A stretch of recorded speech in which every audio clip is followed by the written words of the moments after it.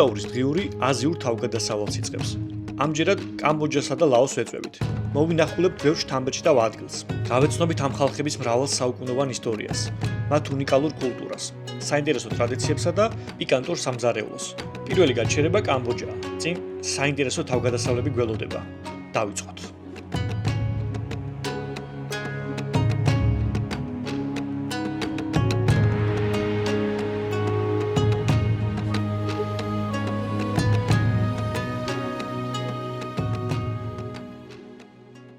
როდესაც კამბოჯაში მოგზაურობას დაგეგმავთ და დრო დადგება ბილეთების ყიდვის, ინტერნეტში არაერთ ვერსიას გადააწყდებით.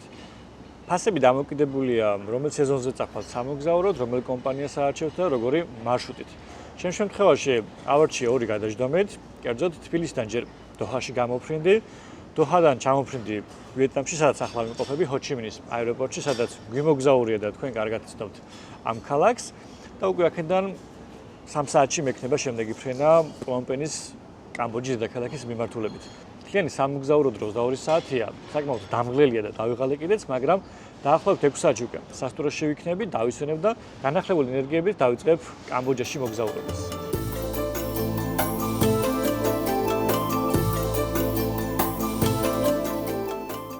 მთლიანობაში 7 საათი დავყავი ჰოჩიმინის აეროპორტში. შემდეგ კი ბოლო რეისით გავემგზავრე კამბოჯის დედაქალაქისკენ.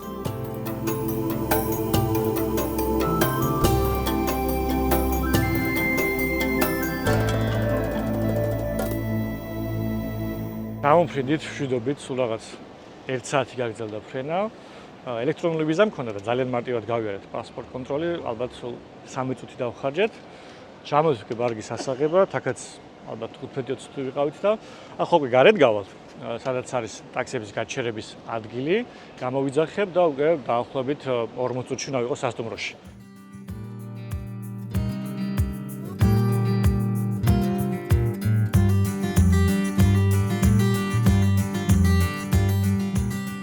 ამ ჯერზე აზიაში ყველაზე პოპულარული და სანდო ტაქსის აპლიკაციით, გრაბით ვისარგებლე. მანქანა ძალიან მალე მოვიდა. ჩავბარგდით და დაახლოებით 40 წუთიანი მგზავრობის შემდეგ სასტუმრომდეც მივედით. რეგისტრაცია სწრაფად გავიარეთ და დავბინავდით.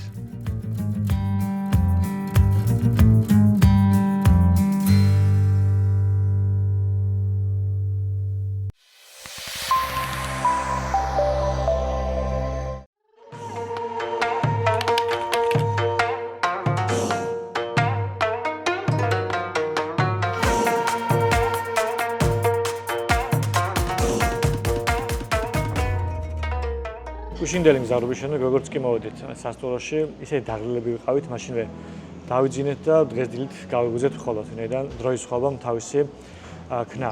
ახლა ჩამოვედით საუზმეზე და გეტყვით ვიზასთან დაკავშირებულ დეტალებს. ვიზა შეგიძლიათ ჩამოფრინისას გააკეთოთ ადგილზე, მაგრამ ოდესაც მე ვგეგმავდი აქ მოგზაურობას, ასეთ რამ ამოვიკითხე ინტერნეტში, რომ ადგილზე ვიზის გაკეთება შესაძლებელი არ იყო იმ აეროპორტში, სადაც ჩამოვდიოდი, მაგრამ ჩამოფრინის შემდეგ ნახეთ, რომ ადგილზე შეიძლება ვიზის გაკეთებაც. ამიტომ თუ გნებავთ რომ ადგილზე გააკეთოთ, არ იქნება არანაირი პრობლემა. ვინაიდან არ ვიცოდი რომ ასე იყო, გავაკეთე ელექტრონული ვიზა ონლაინ, რომელსაც 3 სამუშაო დღე დაჭირდა და ერთ ვიზაში გადავიხადეთ $30. უმარტივესია ვიზის განცხადის შევსება, შეგყოთ თქვენი პირადი ინფორმაცია, თუ როდის ჩამოდიხართ, როდის ტოვებთ ქვეყანას, ვინ ფარავს თქვენ სამოგზაურო ხარჯებს და როგორც გითხარით, თქვენ 3 დღეში ელექტრონულად მოგივათ ეს ვიზა.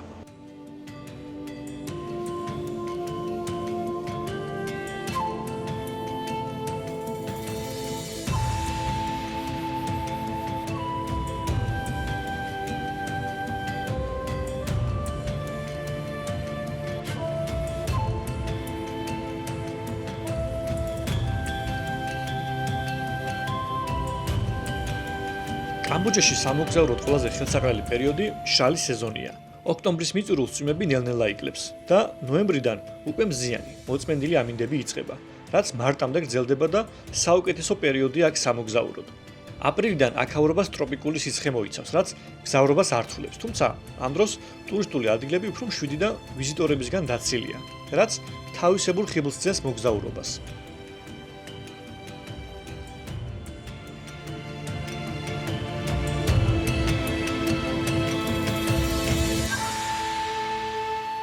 კამბოჯა ოფიციალურად კამბოჯის სამეფო სამხრეთ-აღმოსავლეთ აზიის ერთ-ერთი გამორჩეული ქვეყანაა. რომელიც ცნობილია თავისი მდიდარი ისტორიით, მრავალფეროვანი კულტურითა და ფარწამტაცი პეიზაჟებით. კამბოჯის ისტორია 1000 წლებს მოიცავს, მაგრამ მათ შორის გამოსარჩევია ქმერების პერიოდი. საუბრობ მე-13-15 საუკუნეებზე. ქმერების იმპერია იყო სამხრეთ-აღმოსავლეთ აზიის უძლიერესი ცივილიზაცია, რომელმაც ისეთი შესანიშნავი არქიტექტურული ნიმუშები შემოგვინახა, როგორც არის ანგკორ-ვატი, ბაიონის ტაძარი და ანგკორის კომპლექსი, რომელიც დღეს იუნესკოს მსოფლიო მემკვიდრეობის ნუსხაშია შეყვანილი. მე-19-20 საუკუნეებში კამბოჯა განიცდიდა ფრანგულ კოლონიურ მმართველობას და ის ფრანგული ინდოჩინეთის ნაწილი იყო. კამბოჯამ სრულ დამოუკიდებლობას 1953 წელს მიაღწია.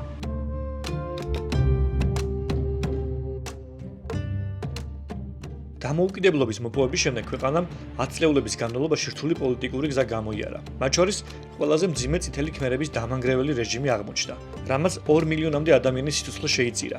მას შემდეგ კამბოჯა თანდათან ფეხზე დადგა. განავითარა ეკონომიკა, ინფრასტრუქტურა და სტუმრებისთვის ერთ-ერთ მიმზიდველ ქვეყანად იქცა. თანამედროვე კამბოჯის სახელმწიფო წყობა კონსტიტუციური მონარქიაა, სადაც მეფე ნოროდომ სიჰამონი სახელმწიფოს ცერემონიალურ მეთაურს წარმოადგენს. ქვეყნის მართვის სისტემა ტრადიციულ ინსტიტუტებსა და საპარლამენტო მოდელს აერთიანებს. მისი ეკონომიკა კი ძირითადად სოფლის მეურნეობას, ტექსტილს, მშენებლობასა და ტურიზმს ეყრდნობა. კამბოჯას დასავლეთით და ჩრდილო-დასავლეთით ტაილანდი ესაზღვრება, ჩრდილოეთით ლაოსი, ხოლო აღმოსავლეთითა და სამხრეთ-აღმოსავლეთით ვიეტნამი. ქვეყნის სამხრეთ სანაპიროს ტაილანდის ყური აკრავს. კამბოჯა დაახლოებით 191,000 კვადრატულ კილომეტრზეა გადაჭიმული და მისი მოსახლეობა 17 მილიონ ადამიანს აღწევს.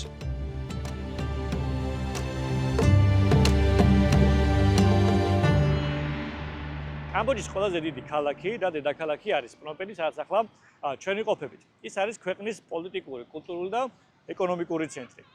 მდინარეების მეკონგის, ტონლეს საპისა და ბასაკის პირა არსებულმა პრომპენმა მოიპოვა სახელი აზიის მარგალიტი თავისი თვალწამტაცი მდინარისპირა ლანდშაფტების, კოლონიური არქიტექტურისა და ცოცხალი ურბანული ცხოვრების გამო.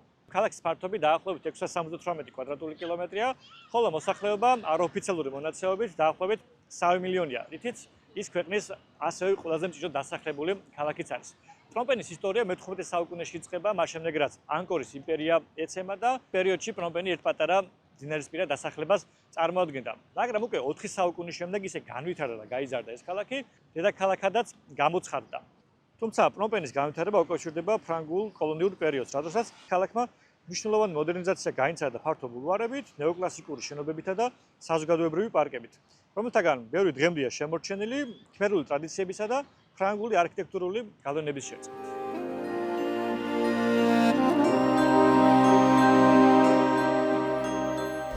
ქალაქის გულში კამბოჯის უნიშნულოვანესი კულტურული და ისტორიული საგანძურია თავმოყრილი. მათ შორის განსაკუთრებული საკრალური მნიშვნელობით დამოუკიდებლობის მონუმენტი გამოირჩევა.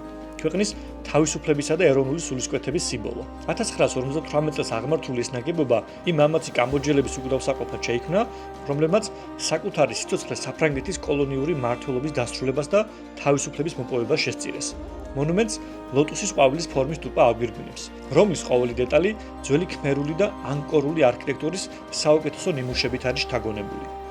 მონუმენტი ქალაქის ცენტრალურ გზაჯვარედინზე აღმართული და ისეთი მნიშვნელოვანი სახელმწიფოებრივი დღესასწაულებისა თუ საზეიმო რიტუალების ეპიცენტრია, როგორიცაა დამოუკიდებლობის დღე.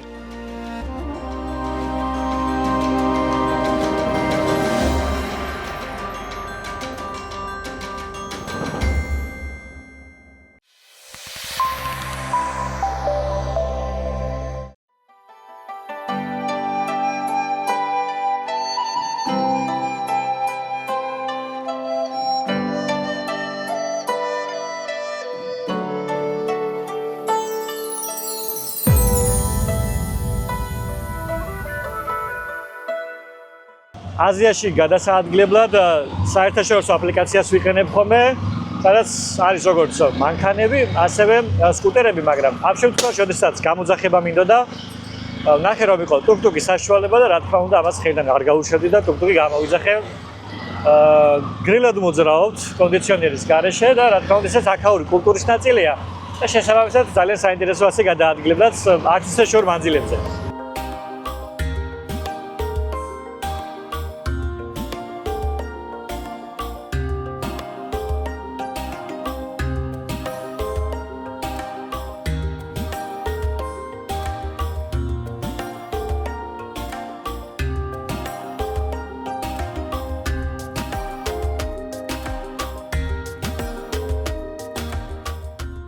პრომპენში მოგზაურობისას რამდენიმე მნიშვნელოვანი ადგილია, რომელიც აუცილებლად უნდა მოინახულოთ და მათ შორის ერთ-ერთი გამორჩეული ღირსშესანიშნაობა არის მეფის სასახლე, რომელიც კამბოჯის მონარქიის სიმბოლურ გულს წარმოადგენს. ის მეფე ნოროდომ პირველმა ააგო 1866 წელს, მას შემდეგ რაც ოუდონგიდან დედაქალაქი გადმოიტანა პრომპენში. ამ სასახლის მონახულება ყოველდღიურად შესაძლებელი დილის 8 საათიდან საღამოს 5 საათამდე. მაგრამ გაითვალისწინეთ, დღესასწაულებზე ან სხვა მნიშვნელოვან თარიღებზე შეიძლება დაკეტილი იყოს ან შესვლის საათები იყოს განსხვავებული, ამიტომ სანამ აქ მოხვალთ, წინასწარ შეამოწმეთ, რომ რაიმე დაბრკოლება არ შეგექმნათ. ახლა კი მოვინახულოთ ეს მეფის სასახლე.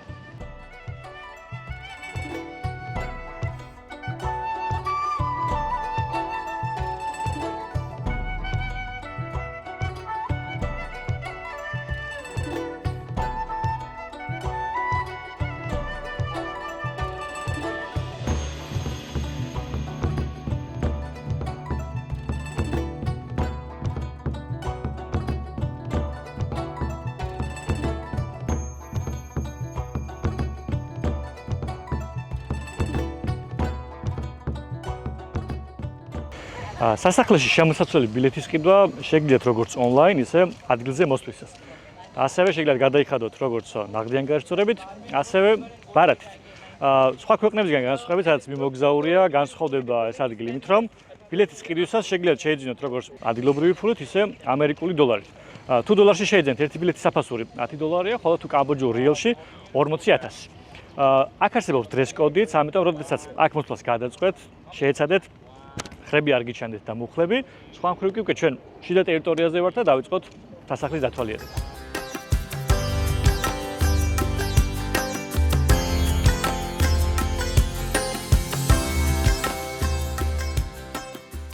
გაითვალისწინეთ, რომ ზოგჯერ მხოლოდ ნაღდიან გარსწორებაა შესაძლებელი, ამიტომ აჯობებს თუ ნაღდი ფული ყოველთვის გექნებათ. არა მხოლოდ აქ, არამედ ზოგადად, ქალაქში გადაადგილებისას.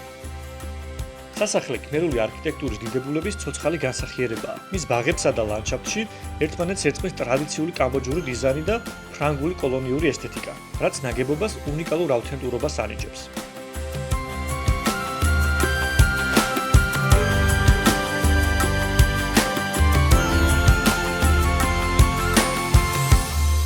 რეზიდენციის ტერიტორიაზე არაერთი ნაგებობაა, რომელიც სხვადასხვა დანიშნულებისთვის გამოიყენება. მაგრამ მათ შორის ყველაზე მნიშვნელოვანი არის სამეფო სადახტო დარბაზი, რომელსაც იყენებენ კორონაციისთვის, სამეფო დღესასწაულებისთვის თუ სახელმწიფო ცერემონიებისთვის. სხვა შენობებისგან განსხვავებით, სადაც შესაძლებელია ჩატარდეს კულტურული ღონისძიებები, ეს არის კერძო და მხოლოდ სამეფო დანიშნულებისთვის გამოიყენება. სამწუხაროდ იმის შესთვის ან ფოტო-ვიდეოს გადაღების უფლება არ გვაქვს, ადამიანები არიან, ვინც ამას აკონტროლებენ, მაგრამ ასე გარედან შევათვალიერე შევხედე და მინდა გითხრათ, რომ აზიისთვის დამახასიათებელი მდიდრული ფერადი და ოქროსში ჩასმულია თითოეული ნივთი, ეს იქნება ტახტი თუ სხვა სამეფო დანიშნულების ნივთები. საკმაოდ გრძელად გამოიყურება და აქ როდესაც მოგზაურობთ, დარწმუნებული ვარ, თქვენც მოგეწონებათ როგორც მე.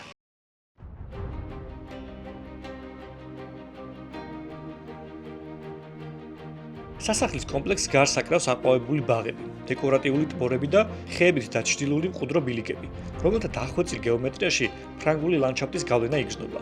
ეს ჰარმონიული გარემო მოოქროვილი შენობების გარშემო სიმშვიდისა და სულიერი წონასწორობის ერთგვარ ოაზისს ქმნის. სტუმრებისთვის კომპლექსის დიდი ნაწილი ღიაა, თუმცა სამეფო ოჯახის პირადი სივრცეები მიუწვდომელია ვიზიტორებისთვის, რაც ამ ადგილს კიდევ უფრო მეტ მისტიკურ ელფერს წენს. კამბოჯის სამეფო სასახლე, როგორც მოქმედი რეზიდენცია და უმნიშვნელოვანესი კულტურული საგანძური, ერის მდიდარი მემკვიდრეობის სიმბოლოა. ისტორიული არქიტექტურის, ცერემონიალური მნიშვნელობისა და თვალწარმტაცის სილამაზის ჰარმონიული შერწყმა მას პრომპენის სტუმრებისთვის აუცილებლად სანახავ ადგილად აქცევს. აქ ყოველი დეტალი სამეფო ტრადიციებსა და წარსულის დიდებულებასთან ზიარების შესაძლებობაა.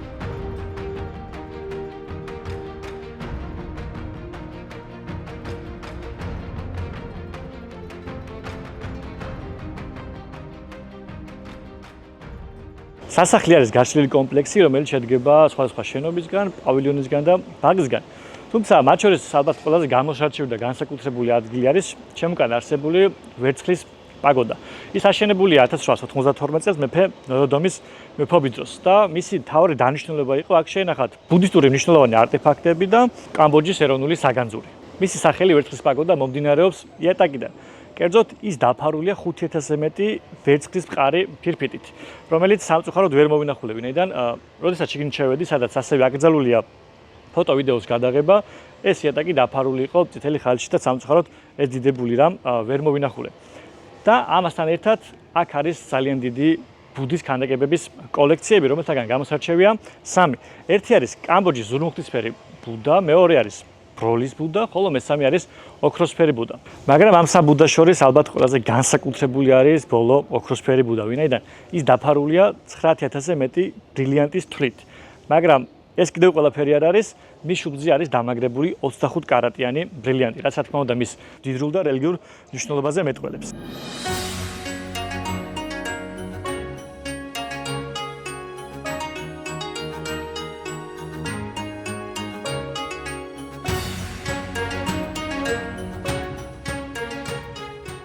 ეზოს კედლებზე გადაშლილია რთული მორთულობითა და ოსტატობით შესრულებული ფრესკები.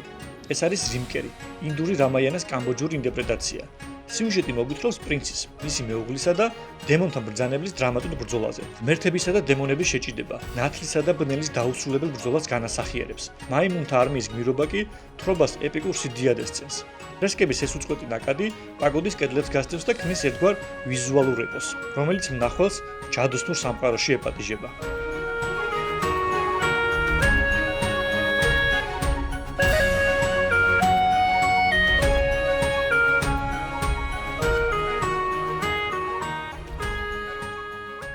მორჩი უკვე სასახლის დათვალიერებას და თუ გავითვალისწინებთ იმას, რომ არც ისე პატარა ტერიტორიაა, დაახლოებით 1 საათში დავათვალიერეთ.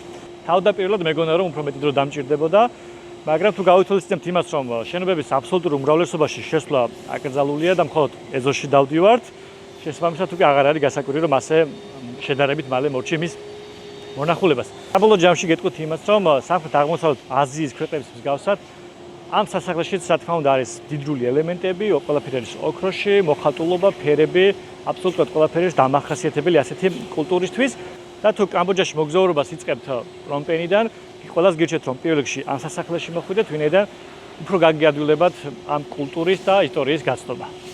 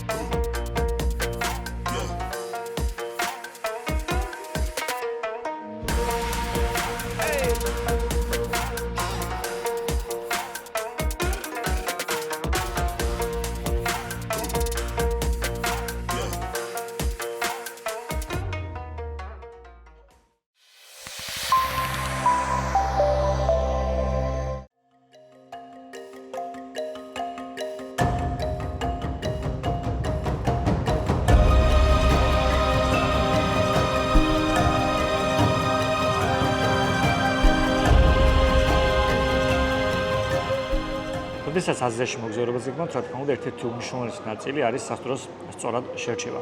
პრომპენში ფასები ძალიან მრავალფეროვანია, რაც დამოკიდებულია როგორც სასტუმროს ხარისხზე, ისე მდებარეობაზე. აქ შეიძლება იპოვოთ ღამის გასათევი 3-4 დოლარიდან, ამ შემთხვევაში გულისხმობ ჰოსტელებს, სადაც ეგრეთ წოდებულ დორმებში შედიხარ სხვა ადამიანებთან ერთად, მაგრამ თუ ავიღებთ სტანდარტულ სასტუმროს, კერძოდ ოთახს 2 ადამიანზე თავისი საუზმით და კარგი მდებარეობით 30-35 დოლარიდან იწყება და 100 ადრესებით დამოკიდებულია სასტუმროს ხარისხსა და მდებარეობაზე. ჩვენ შემთხვევაში შევარჩიე შედარებით ცენტრალური ადგილი მეფის სასახლესთან, ვინაიდან სანახავი ადგილები ყველაფერი ახლოს არის, როგორც ტაქსისთვის, ისე ფეხით გადასაადგილებად. ასევე ცენტრალური ნაწილი კარგია ყოველთვის აზიაში მოგზაურობისას, ვინაიდან როდესაც დილიდან გადიხარ რაღაცების დასათვალიერებლად, შუა დღისთვის საკმაოდ გაუსაძლესი ხდება გადაადგილება, ამიტომ კარგია, როდესაც შესაძლებელია ახლოს მიხვიდე სასტუმროში, დაისვენო, გაგრილდე და უკვე როდესაც შედარებით აგრილდება, იმ დროს გამოხვიდე და გააგრძელო შენი მოგზაურობა.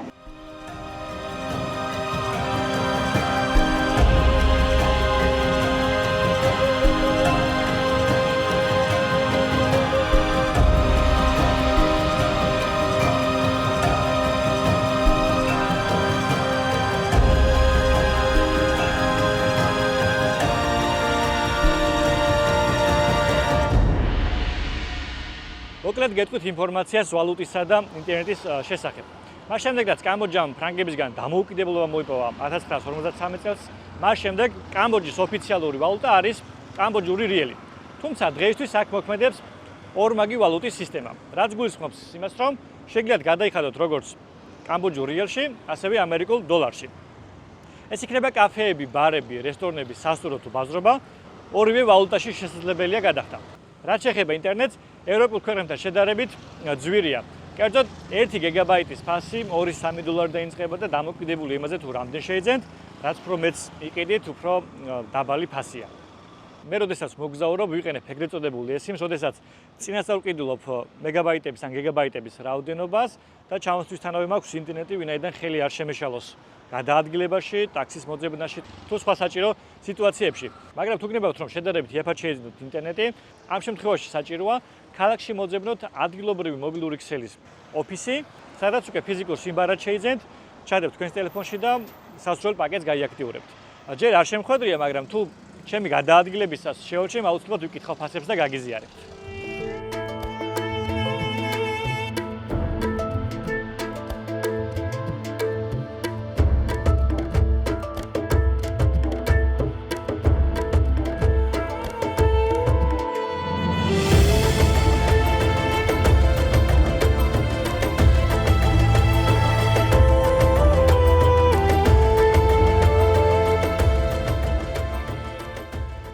კარგია ისტორიული და კულტურული ადგილების დათვალიერება, მაგრამ აზიაში მოგზაურო და აქაური ბაზრობები არ მოინახულო, წარმოუდგენელია. არც კამბოჯაა გამონაკლისი და რა თქმა უნდა, ახლა ცენტრალურ ბაზრის შესასვლელში ვიმყოფები. მას ეწოდება ფსართმე, რაც ნიშნავს ახალ ბაზარს და ის 1937 წელს გაიხსნა ფრანგული კოლონიური მმართველობის პერიოდში. ეს ბაზარი ცნობილია არტ-დეკოს სტილის არქიტექტურით, რომელიც გამოირჩევა მასიური ცენტრალური გუმბათით, რომელიც გარშემორტყმულია 4 გრძელი ფრთით, რომლებიც კარდინალური მიმართულებებით არის გადაჭიმული და ქმნის უნიკალურ ვარსკვლავის ფორმის განლაგებას. აქ ხვდებით სამკაულებს, ტანსაცმელს, სუვენირებს, იმ ყველაფერს, რაც ამ ბაზრობებისთვის დამახასიათებელია, უკვე იგრძნობა ფუსფუსი, ხალხმრავლობა, ამიტომ შევიდეთ და დავათვალიეროთ თუ როგორია ის.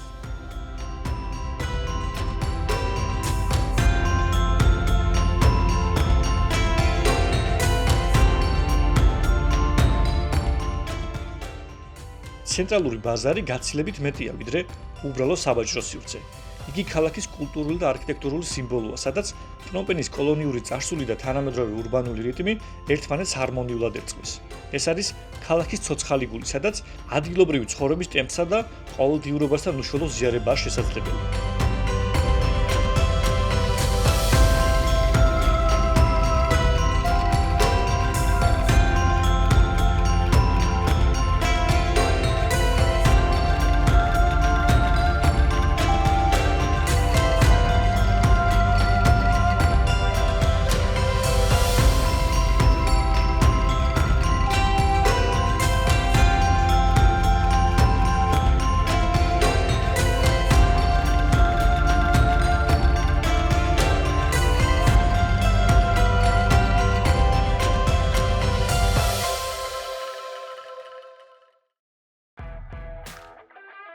დღევანდელი გადაცემა აქ სრულდება.